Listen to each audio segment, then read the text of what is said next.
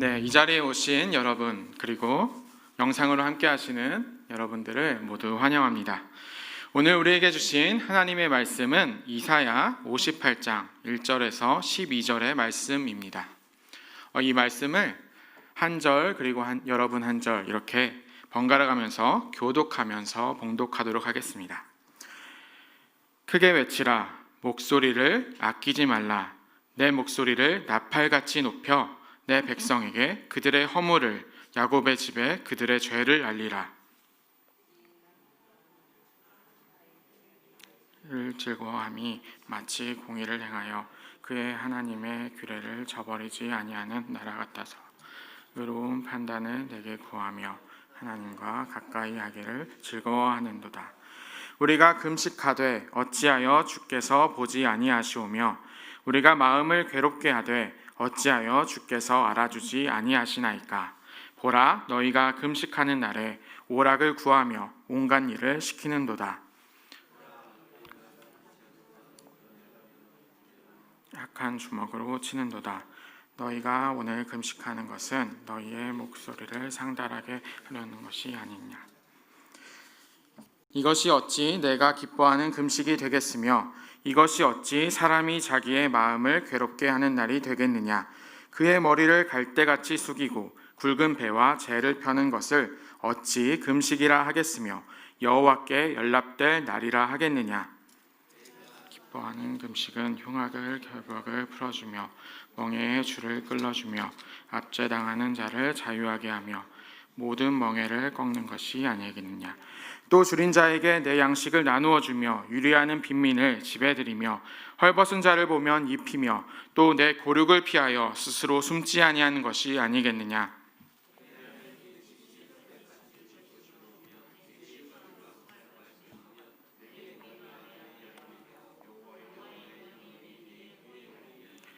내가 부를 때에는 나 여호와가 응답하겠고 내가 부르짖을 때에는 내가 여기 있다 하리라. 만일 내가 너희 중에서 멍에와 손가락질과 허망한 말을 제하여 버리고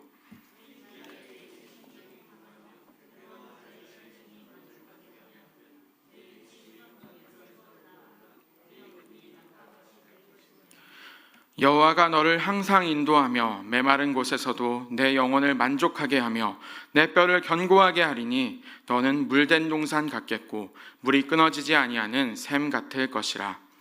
내게서 날 자들이 오래 황폐된 곳들을 다시 세울 것이며 너는 역대에 파괴된 기초를 쌓으리니 너는 일컬어 무너진 데를 보수하는 자라 할 것이며 길을 수축하여 거할 곳이 되게 하는 자라 하리라.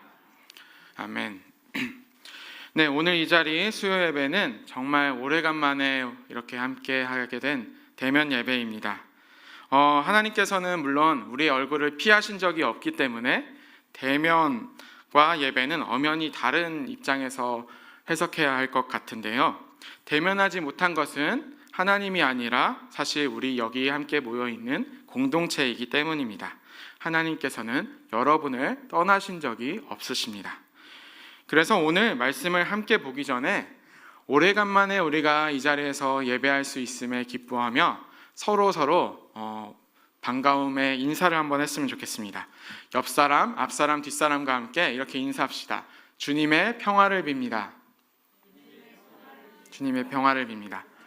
그리고 한 번 더 인사하면 좋을 것 같아요. 보고 싶었습니다. 네, 보고 싶었습니다. 네, 정말 저도 정말 진심으로 보고 싶었습니다. 이렇게 눈빛을 우리 집사님들 그리고 권사님들, 장로님들과 함께 한다는 것이 이렇게 얼마나 행복하고 기쁜 일인지를 다시 한번 깨닫는 이 자리가 너무나도 기쁨이 됩니다. 그리고 현장에서 이렇게 함께함도 있지만 여전히 온라인에서 예배할 수 있다는 것도 역시 너무나 은혜가 됩니다. 우리가 말씀으로 엮여진 공동체라는 그 사실이 얼마나 귀한 것인지 참 모르겠습니다. 저에게는 한 가지 꿈이 있었습니다. 저는 여러 가지 좋아하는 게 참 많았는데요. 손에 꼽으라면 책이 있었고 영화가 있었고 또 축구가 있었습니다. 그 중에서 또 좋아하는 것이 하나 있다고 하면은 자동차를 어릴 때부터 좋아했었는데요. 자동차를 얼마나 좋아했었냐면 제가 유치원생일 무렵에 그 동네에 있는 차들의 그 이름들을 제가 다 외웠다고 합니다. 그때 그 모습을 보고는 그 아랫집 아저씨가 제 모습을 보고 이 녀석이 영어를 읽는 줄 알고, 자동차의 이름은 대부분 영어로 적혀 있잖아요. 영어를 읽는 줄 알고 동네에 신동이 났다고 착각하셨던 일이 있습니다. 그때 저는 지금까지도 그때 그 자동차를 향했던 좋아하는 마음을 잊지 않았기 때문에 열심히 공부하지는 않았지만 그 관련된 공부를 하였고, 그래서 첫 직장도 자동차와 관련된 직장에서 근무하기 시작했습니다. 1년 반의 취업 준비생이라는 그 어려운 시간을 겨우겨우 버텨가면서 마침내 자동차에 관련된 일을 하기 시작했습니다. 그런데 제가 그 좋아하는 자동차를 포기하고 이 자리로 들어올 수 있게 된 순간이 있었습니다. 그 어느 날 토요일에 저는 출근을 했던 날이 있습니다. 토요일에 출근을 해서 직장 선배와 함께 김치찌개를 먹는 자리에 직장 선배가 갑자기 뜬금없이 저에게 이렇게 묻는 것입니다. 영민 씨는 꿈이 뭐예요? 그때 저는 아무 생각 없이 조금 고민하다가 이렇게 대답했습니다. 저는 글을 쓰고 싶습니다. 근데 어떤 글을 써야 될지는 잘 모르겠어요. 그때 질문했던 그 순간과 제가 아무 생각 없이 대답했던 그 대답이 계속 머릿속에서 저에게 맴돌았습니다. 도대체 저는 어떤 글을 쓰고 싶었던 걸까? 재능이 있었던 것도 아니고 아는 것이 많지도 않았던 저에게서 나올 글이 무엇이기에 저는 글을 쓰고 싶다는 마음을 갖게 되었을까? 또 전업작가가 되고 싶다는 마음은 아니었고, 또 마음과 사랑이 담긴 글을 쓰고 싶은 마음은 있지만 여전히 어떠한 비전이 없던 그 상태에서 저는 계속 기도와 그리고 자신을 돌아보는 시간을 가지면서 몇 달을 계속해서 생각했습니다. 그때 저에게 하나님께서 주셨던 롤모델이 한 분 계시다면 여러분들이 다들 아시는 메시지 성경의 유진 피터슨이라는 분입니다. 그분의 글에는 단어와 단어 사이에 사람들이 이어져 있었고, 그리고 문장과 문장 사이에는 웃음과 슬픔이 있었고, 그 모든 글을 합하면은 하나님 나라의 이야기가 있었기 때문이었죠. 그래서 저도 유진 피터슨과 마찬가지로 유진 피터슨이 자신이 목회하던 곳에서 그리고 가르쳤던 곳에서 그 경험했었던 그 하나님 나라 이야기를 제가 조금 가져와서 글을 쓰면 어떨까라는 생각을 하게 되었습니다. 그래서 그해 30살의 봄에 저는 직장을 그만두고 신학대학원에 들어가 이제 목회의 길을 걷게 되었습니다. 올해 높은 뜻 덕소교회로 인도하신 하나님의 뜻 역시도 그 하나님 나라 이야기에, 또 다른 하나님 나라 이야기의 즐거운 또 재밌는 그리고 기쁘고 행복한 순간을 저에게 맛보게 해주심이 아닐까라고 생각합니다. 여러분과 제가 만들어가는 그 이야기 말이죠. 하지만 올 한 해를 돌아보면은 저는 그렇게 글을 많이 쓰지는 못했던 것 같습니다.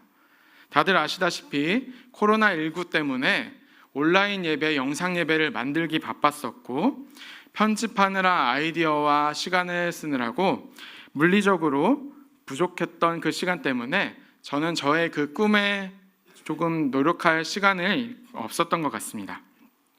게다가 가장 큰 이유는 성도님들과 이렇게 함께하지 못했기 때문에 글을 쓸 만한 소재들이 다 떨어졌기 때문이 아닐까 생각합니다. 하지만 저의 이런 아쉬움들, 올 한 해를 겪으면서 생겼던 이런 아쉬움들은 아마도 다른 사람들의 그 아쉬움에 비하면 아주 작은 것에 불과할 것 같습니다. 이 코로나의 상황 속에서 그 어느 때보다 고난과 고통 속에 머물고 계시는 분들이 너무나도 많다는 사실 때문입니다. 올해가 시작할 때의 그 소망, 그 기대, 그 계획은 이미 온데간데 없어지고, 그리고 소소한 일상의 그런 희망조차 꺾여버린 것이 참 많습니다. 엊그제 한 기사를 읽었는데요, 30년 동안 구두를 만들었던 장인이 한 분 계셨습니다. 그때 그 장인의 구두는 발이 편하기로 유명해서, 그 구두가 발이 편하면 누가 되게 많이 신을까요? 구두를 특히 많이 신는 여행업계에 종사하는 비행기 승무원들이 그 편한 구두를 많이 찾았다고 합니다. 하지만 이 코로나19 때문에 그 항공업계가 마비된 상황에서 그 구두 장인조차 이제 더 이상은 버틸 길이 없어서 30년 된 그 구두를 만들던 곳을 이제는 폐업하기로 결정했다고 합니다. 저는 이렇게 쉽게 얘기할 수 있지만 그분에게, 그리고 그와 같은 일을 겪는 이들에게는 얼마나 참담하고 씁쓸한 일일까요? 그분께서는 이렇게 마지막에 인터뷰 중에 이렇게 얘기하십니다. 10년은 더 할 수 있었는데. 이렇게 서글프게 읊조리는 목소리 속에서 지금 이 현실이, 이 코로나가 일생의 꿈과 소망들을 꺾는 모습들을 보게 됩니다. 이뿐만이 아닙니다. 사실은 우리 교회 안에서도, 그리고 우리 공동체와 우리 주변에서도, 우리 이웃들에게도 이 어려움들은 여전히 너무나도 많이 발생하고 있습니다.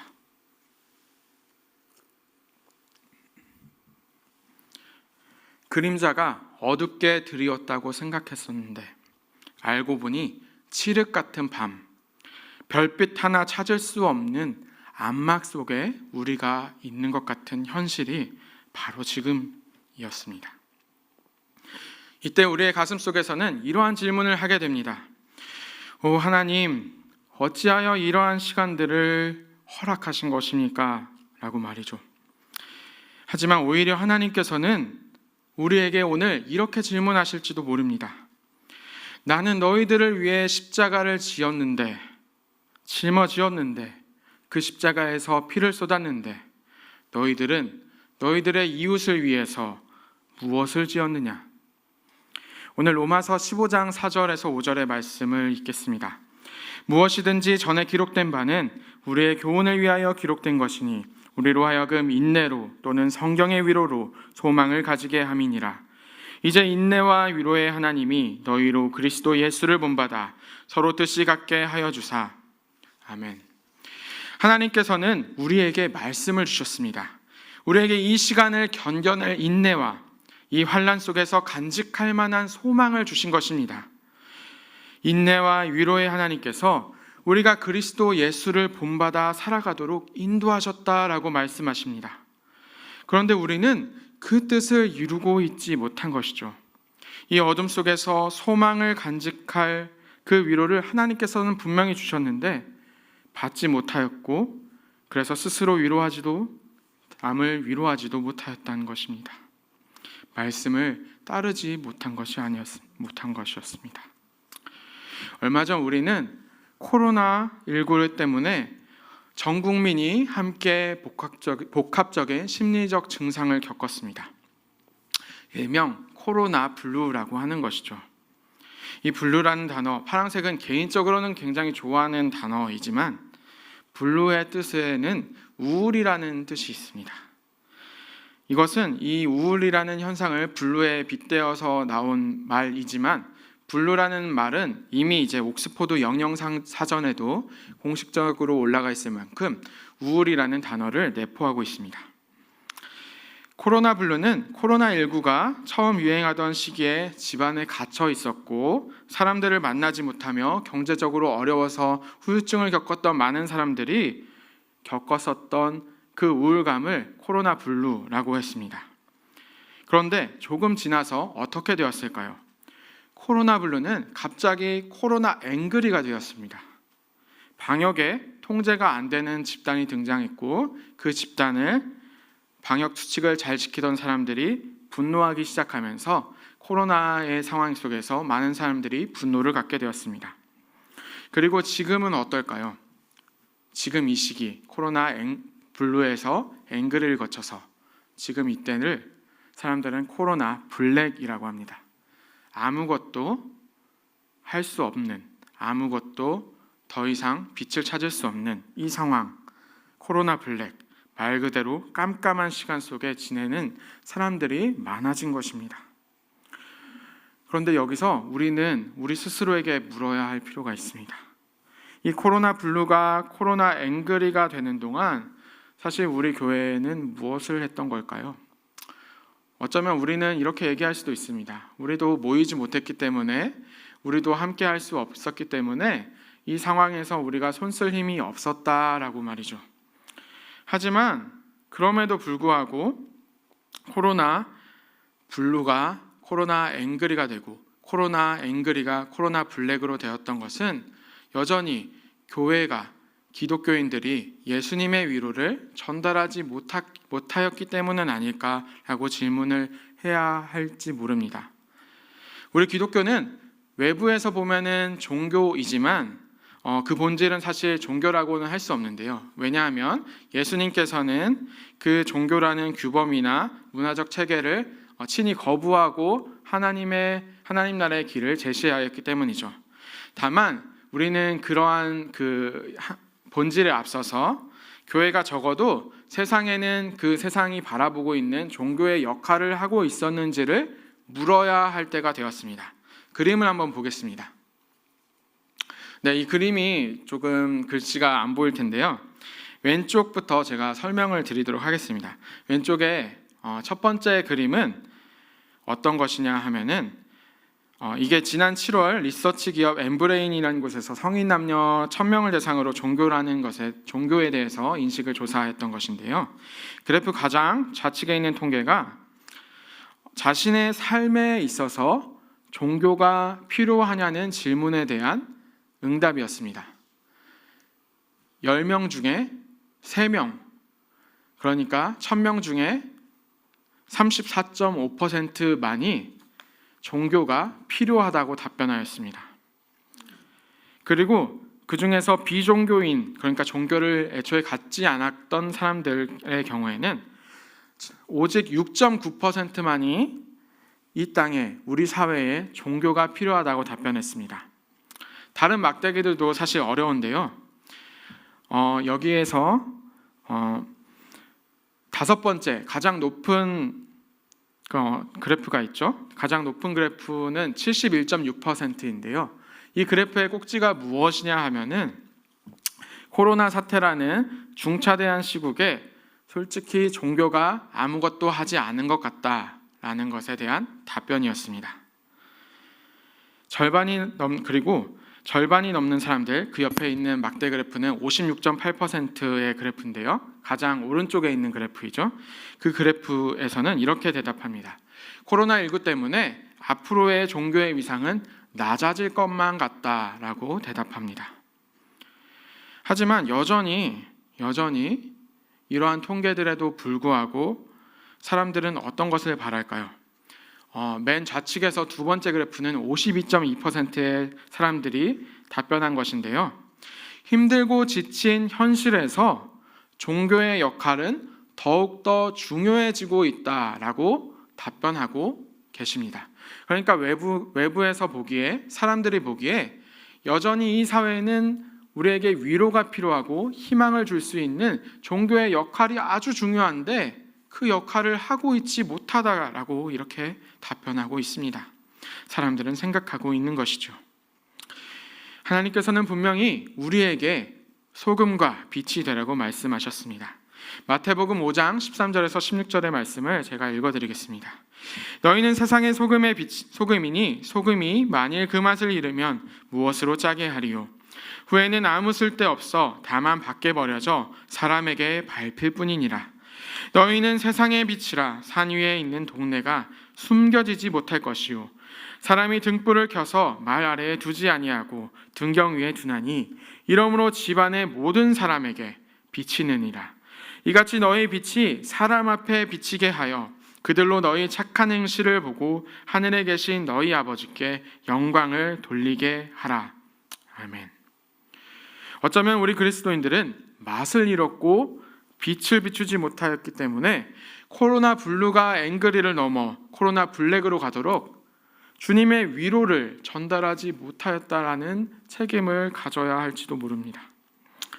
물론 여기에 계시는 성도님들과 우리 전도사님들과 목사님들은 말씀을 따르기 위해서 성심성의를 다하시기 때문에 여기서 함께 나눌 말씀으로는 조금 무겁지만 슬프게도 우리는 이 시간에 예수님께서 우리에게 주셨던 위로와 소망이 이 땅의 사람들에게 제대로 전달되지 못했음을 다시 한번 보아야 할지 모릅니다. 존 카푸터라는 철학자는 성경을 통해 올바른 공동체에 대해서 이렇게 서술합니다. 공동체는 사건을 통해 반성한다. 공동체는 어떠한 사건을 마주했을 때 이 사건을 통해 자신들이 어떠한 길을 가고 있는지를 반성한다라고 말이죠. 지금 이 사건을 통해서 우리가 반성해야 될 것, 우리가 돌아보아야 할 것은 무엇일까요?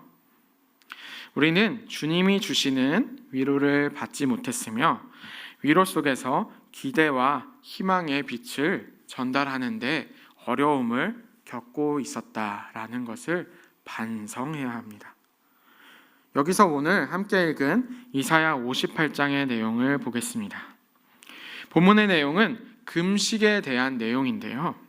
금식은 오늘날까지도 종교에 상관없이 많이 하고 계십니다.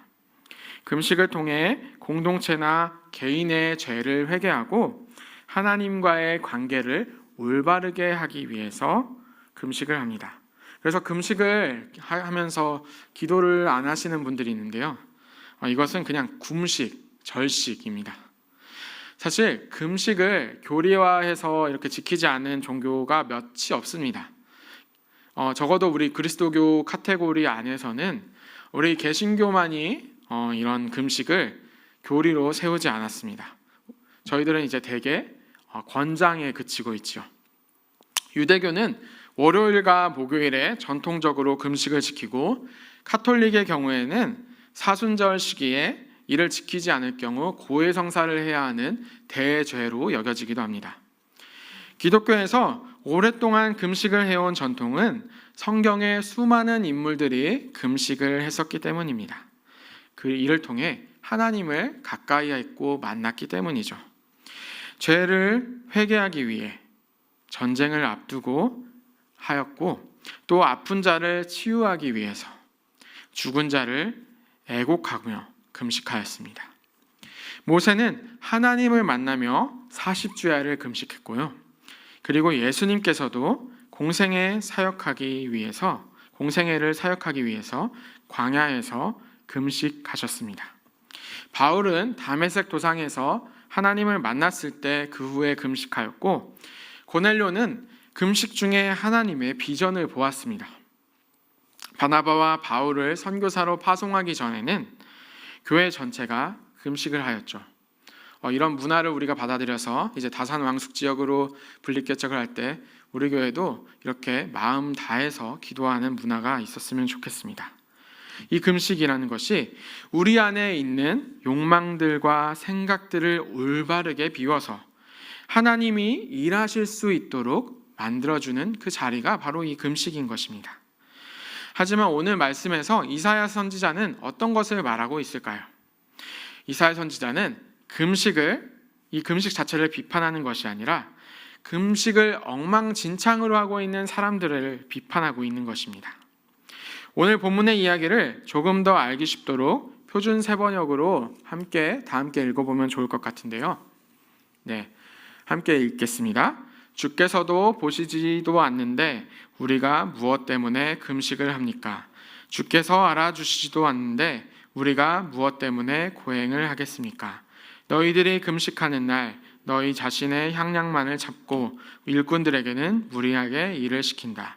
너희가 다투고 싸우면서 금식을 하는구나. 이렇게 못된 주먹질이나 하려고 금식을 하느냐? 너희의 목소리를 저 높은 곳에 들리게 할 생각이 있다면 오늘과 같은 이런 금식을 해서는 안 된다. 아멘.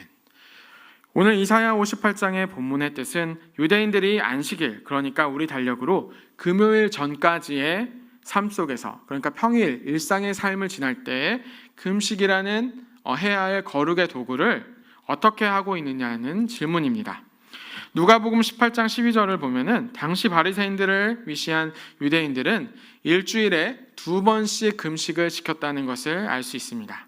하지만 결국 금식을 수단화시켰고 그리고 자신의 쾌락을 충족시키기 위해서 금식을 했으니까 하나님 이거 해주세요 이렇게 기도하기 시작했던 것이죠. 그리고 이러한 하나님의 말씀을 따른다고 말하면서도 다른 이들을 무리하게 괴롭히며 살아오고 그리고 그러다가 안식일에 이제 성전에 나와서 그냥 예배하고 이런 것이 얼마나 가당치도 않은 일인지 이사야 선지자는 말하고 있습니다. 이사야 선지자의 목소리는, 말씀은 여전히 이 시간에도 여전합니다. 하나님을 믿는다고 하면서, 하나님을 따라 산다고 하면서 예배 시간만 꼬박꼬박 지키면서 이곳에 나아온다면 그것은 하나님께서 기뻐하시는 예배일까요? 굳이 1부 예배 시간, 2부 예배 시간, 3부 예배 시간을 만일 거룩하게 살아가는 것이 아니라 우리의 삶이 거룩하지 않는다면 하나님께서는 너희들의 예배를 받을 수 없다라고 단호하게 말씀하시는 것이 아닐까요? 저희 유소년부에서는 이제 지난주까지 유튜브를 통해서 온라인 예배 영상들을 제작하여서 송출했었는데요. 저희 유소년부 예배 영상을 혹시 보신 분들이 있다면은 한 주 한 주 이제 4명의 전도사님들의 색깔에 맞춰서 각자 기획을 통해서 말씀을 나누고 있다는 것을 아실 것입니다. 그제 저희는 기독교의 역사에 대해서 이제 얘기했었는데요. 지난달에는 이제 초대교회의 역사를 돌아보았고, 엊그제는 이제 3, 4세기의 교회의 역사들을 돌아보았습니다. 특히 이제 313년 로마의 콘스탄티누스 황제가 기독교를 이제 세상에서 인정하고 더 이상 순교할 수 없을 만한 그렇게 공인했던 그 시대에 일어난 변화들을 보았었는데요. 기독교가 로마 제국의 공식 종교가 되자 어떤 일이 발생했을까요? 바로 이사야 선지자가 꾸짖는 그 모습들이 곳곳에서 일어나기 시작했습니다. 자신의 성공을 위해서는 나는 기독교인입니다 라고 이렇게 말하지 않으면 더 이상 성공할 수 없는 시대가 되었습니다. 게다가 황제의 종교가 된 이상 황제의 이름이 걸려 있는데 그 예배들은 어떻게 되었을까요? 화려한 휘장이 달려있고 건물들은 엄청나게 커졌으며 정말 더는 찾아볼 수 없을 만한 거룩한 모습을 연출하기 위해서 그 예배들은 꾸며지기 시작했습니다.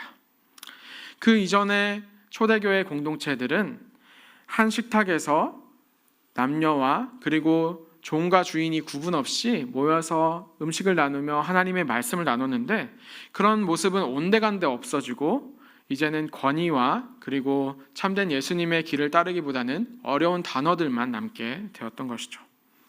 그래서 그때 어떠한 사람들이 등장했느냐 하면은 바로 사막의 수도사들, 흔히 이제 사막 교부라고 불리는 사람들이 등장하기 시작했습니다. 이때 가장 선두주자에 섰던 사람을 엊그제 소개했었는데요. 그분의 이름이 이제 안토니우스 수도사라고 불리는 사람입니다. 제도화된 종교의 환멸을 느껴서 하나님을 만나기 위해서 무엇과 타협하지 않기 위해서 자신의 거처를 떠났습니다. 하지만 그러면서도 겸손한 삶을 살았고 다른 이들의 신념이나 실천을 비난하지도 않았습니다. 결코 염세적이지도 않았고 그리고 세상을 증오하거나 이제 구별해서 살아갔던 것은 아닙니다. 왜냐하면은 자신들이 타협했던 생활들을 포기한 것이지 하나님께서 창조하신 세계는 포기하지 않았던 분들이기 때문입니다. 그럼에도 불구하고 이들이 갔던 그 사막은 어떤 곳인가요? 사막은 분명히 고독이 동반되는 것입니다. 어떠한 초록색을 찾아볼 수 없습니다. 어떠한 파랑색도 찾기가 쉽지 않습니다. 가끔은 하늘의 하얀색, 구름조차도 찾기 어렵습니다. 그때 이 사막 교부들은 어떻게 해서 그곳에서 몇백 년 동안을 버틸 수 있었을까요? 바로 공동체를 이뤘기 때문입니다. 기독교의 공인 이후에 순교를 할 수 없는 상황이 되자 순교를 대신할 만한 위대하고 거룩한 일을 찾아서 많은 사람들이 그 사막에 갔습니다. 그리고 그 사막에 있던 사람들의 그 종교적인 모습과 예수님을 따르는 모습들이 너무나 큰 귀감이 되었기 때문에 그 당시에 그 유럽의 전역의 사람들, 아시아의 전역의 사람들은 그 사막으로 찾아갔습니다. 그래서 4세기 말에는 니트리아라는 곳에는 5,000명이 넘는 수도사가, 켈리아라는 곳에는 600명이 넘는 수도사가 있었다고 합니다. 말 그대로 물 한 방울 없는 곳에서 도시를 이뤘던 것이죠. 게다가 무수한 순례자들과 구도자들, 방문객들이 이들을 찾아왔고 그곳에 있었던 카시안이나 이런 다른 수도사들은 이제 서방 유럽으로 그 수도원의 문화를 이어져 내려왔고 그 수도원의 문화는 사실상 지금 독일의 복음주의나 감리교를 거쳐서 우리에게까지도 전해져 내려오고 있습니다. 그렇다면 이들이 정말 진심으로 그곳에서 갈고 닦아서 예수님을 따랐던 모습은 어떠했을까요? 그 이야기는 그들이 전달하고 있는 말씀 속에 있습니다. 안토니우스는 이렇게 얘기합니다. 우리의 생명과 죽음은 이웃과 더불어 있는 것입니다. 우리가 형제를 얻으면 하나님을 얻지만 형제를 걸려 넘어지게 한다면 그리스도를 거슬러 죄를 짓는 것이기 때문입니다. 안토니우스를 필두로 사막의 공동체가 만들었던 것은 바로 이와 같은 공동체였습니다. 자매들, 형제들을 우리의 이웃으로 얻는 삶을 살았던 것입니다. 그리스도인으로서 이웃과 더불어 사는 모습은 이 사막의 공동체의 특징이었습니다. 이웃을 형제 자매로 맞이하도록 인도하는 길, 그 길이 사막의 수도사들이 했었던 일들입니다. 19세기 성공의 수도원 개혁가였던 R.M. 벤스는 이 수도사들의 모습을 이렇게 정의하고 있습니다. 나를 향해서는 차가운 마음을, 다른 사람을 향해서는 따뜻한 마음을, 주님을 향해서는 타오르는 마음을 가졌던 사람들, 바로 이 수도원 공동체였습니다. 신학자 로완 윌리엄스는 이렇게 말합니다. 사막에서 수도사들이 익힌 것은 홀로 하나님과 소통할 수 있는 신묘한 그런 계책이나 그런 것을 얻었던 것이 아니라, 말 그대로 돌을 닦았던 것이 아니라, 특별한 기술을 얻었던 것이 아니라 이웃을 위해 화해와 치유의 도구가 되는 법을 배웠다고 말이죠.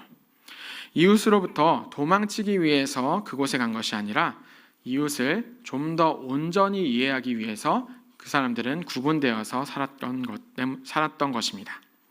그리고 그 길을 통해서 이웃이 하나님과 연결되도록 잇고자 그 수도원 공동체는 노력했습니다. 그렇습니다. 사막의 수도사들을 통해 보여준 좋은 공동체란 다른 사람들이, 우리의 이웃들이 하나님과 연결되기를 바라며 이를 돕는 공동체라고 할 수 있습니다. 인간인 우리는 어떻습니까? 아무리 많은 사람이 함께 한다고 한들, 우리의 능력이 아무리 출중하다고 한들, 우리가 강력한 그런 영적인 권능을 가지고 있고 카리스마를 가지고 있다고 해서 이 땅의 사람들, 코로나로 인해서 어려움을 겪고 있는 사람들, 그 사람들을 위로할 수 있습니까? 우리의 인간의 능력으로는 절대 이를 완전히 이뤄낼 수 없습니다. 우리가 화해와 위로를 이 땅에 전달하는 길은 바로 하나님을 우리 이웃들에게 연결시켜주는 것뿐입니다. 하나님께서 우리 이웃들을 직접 위로하는 것입니다. 그렇다면 여기서 여러분들은 이렇게 질문할 수 있습니다. 하나님이 이제 이웃을 위로한다면 그럼 우리는 누가 위로합니까? 우리는 누가 어떻게 위로를 해주실까요? 저는 이제 산업공학이라는 이제 공학을 전공했는데요. 바로 들으시면 잘 모르실 수 있는데 어떤 것을 하느냐 하면은 제품을 만들기 위해서 어떠한 재료를 투입해서 과정, 그러니까 프로세스를 거쳐서 아웃풋, 제품을 생산하는 그 과정을 전체를 다루는 것을 이제 저의 그 공학, 그러니까 학부 때 배웠던 것입니다. 이때 원리는 순서대로입니다. 항상 인풋이 있으면 그 과정을 거쳐서 아웃풋이 있는 것, 이것이 세상에서 흔히 알고 있는 순서입니다. 세상의 공정의 순서이죠. 근데 하나님께서 하시는 일은 조금 다릅니다. 하나님 그 다음에 우리를 통해서 이제 이웃이 연결된다면 하나님과 이웃이 연결되는 그 순간 우리에게 다시 그 위로가 찾아오게 됩니다. 하나님의 방법은 조금 다릅니다. 이 원리를 광야를 통해서 배웠던 또 다른 사람이 있습니다. 갈라디아서 1장 16절에서 17절의 말씀에 나와 있는데요. 내가 곧 혈육과 의논하지 아니하고 또 나보다 먼저 사도된 자들을 만나려고 예루살렘으로 가지 아니하고 아라비아로 갔다. 아라비아로 간 사람 누구일까요? 바로 사도 바울입니다. 바울은 다메섹 도상에서 빛과 소리를 통해서 하나님을 만난 후에 어떠한 다른 사람들과 교류도 없이 바로 아라비아 광야로 내려갔습니다. 예루살렘으로 올라오기까지 대략 3년의 시간을 그곳에서 지냈습니다. 카른 암스트롱이라는 학자는 이 시기에 아라비아만큼 천막의 기술이 뛰어났던 곳이 없으므로 아마도 사도 바울은 그곳에서 천막 기술을 배우지 않았을까라고 생각합니다. 하지만 그럼에도 불구하고 유대인으로는 엘리트 바리새인이고 로마라는 당대 제국의 시민권을 가지고 있던 이 사람이 사막에서 겪었었던 그 어려움은 너무나도 컸을 것입니다. 이때 바울은 아마도 자기 비움의 시간을 가졌다라고 추측할 수 있을 것 같습니다. 똑같이 아라비아를 누렸던 아브라함을 떠올렸지 않았을까 추측해 볼 수 있습니다. 특히 우리 바울 서신들을 많이 읽어보면 다른 성경들보다 유독 아브라함의 믿음을 강조하는 구절들이 많은데요. 그 이유도 아마도 바울이 겪었던 아라비아의 이야기이기 때문이 아닐까 생각할 수 있습니다.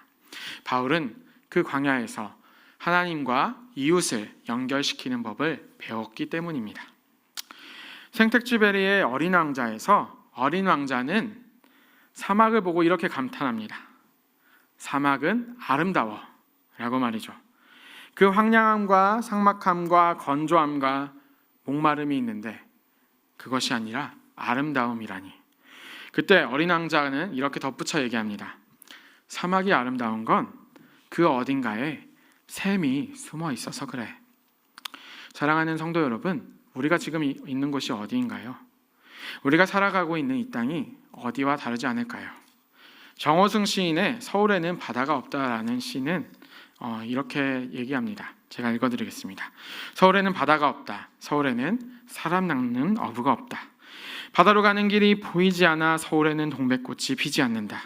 사람들이 이슬에 젖지 않는다. 서울의 눈물 속에 바다가 보이고 서울의 술잔 속에 멀리 수평선이 기울어도 서울에는 갈매기가 날지 않는다. 이 시의 서울을 덕소로 바꿔도 다르지 않을 것 같습니다. 사람 낚는 어부도 찾을 수 없고 바다도 없고 꽃도 없고 게다가 이슬조차 젖지 않고 어느 곳에서도 새를 찾을 수 없는 곳, 바로 이곳 같은 곳, 우리가 살고 있는 곳이 어쩌면 사막이 아닐까라고 얘기합니다. 하지만 여전히 우리가 살고 있는 이 사막, 이 땅에 샘이 분명히 있습니다. 하나님께서 우리를 인도하신 그 물줄기가 우리 곁에 있는 것입니다. 다 함께 우리 11절의 말씀을 읽겠습니다. 여호와가 너를 항상 인도하여 메마른 곳에서도 내 영혼을 만족하게 하며 내 뼈를 견고하게 하리니 너는 물된 동산 같겠고 물이 끊어지지 아니하는 샘 같을 것이라. 우리는 오늘 이 사막에서 하나님이 우리에게 허락하신 샘을 발견할 수 있습니다. 이 공동체, 이 교회가 메마른 이 사막과 같은 땅에서 영혼들을 만족시키며 물이 계속 흘러가도록 우리 주님께서는 만들어주고 계십니다. 어떻게요? 하나님께서 직접 그 샘물이 되셨기 때문입니다. 요한복음 4장 14절에 이렇게 말씀하십니다. 예수님께서는 이렇게 직접 말씀하십니다. 내가 주는 물을 마시는 자는 영원히 목마르지 아니하리니 내가 주는 물은 그 속에서 영생하도록 솟아나는 샘물이 되리라. 우리는 주님이 주시는 물을 통해 이 사막 한가운데서 솟아난 샘물을 발견하게 됩니다. 이웃을 위해서 우리 자신을 비워 그 물이, 예수님께서 주시는 물이 흘러가도록 주님께서는 인도하고 계시는 것입니다. 마지막으로 12절의 말씀을 다시 한번 읽겠습니다. 내게서 날짜들이 오래 황폐된 곳들을 다시 세울 것이며 너는 역대에 파괴된 기초를 쌓으리니 너를 일컬어 무너진 데를 보수하는 자라 할 것이며 길을 수축하여 거할 곳이 되게 하는 자라 하리라. 아멘.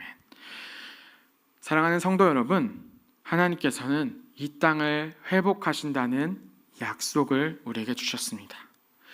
우리에게 세상의 빛과 소금이라는 역할을 감당할 수 있다는 그 희망을 주신 것입니다. 세상의 사람들, 여전히 50%가 넘는 사람들은 종교에게 이렇게 기대하고 있습니다. 이 땅에 지금 이 시기가 그 어느 때보다 종교가 필요한 시기라고 말이죠. 사랑하는 높은 뜻 덕소교회 성도 여러분, 우리가 이 세상 사막과 같은 이 땅 위에 샘물을 솟구쳐 흐르게 하는 공동체를 이루면 좋겠습니다. 우리도 사막에 수도사들이 모였었던 그 공동체처럼 하나님과 이웃을 연결시키는 그 물이 흘러가게 하는 통로, 높은 뜻 덕소교회가 되면 좋겠습니다. 사랑하는 성도 여러분, 오늘 저에게 주신 하나님의 꿈은 이것입니다. 주님의 물된 동산이 되는 것입니다. 그렇다면 여러분에게 오늘 주신 하나님의 꿈은 무엇인가요?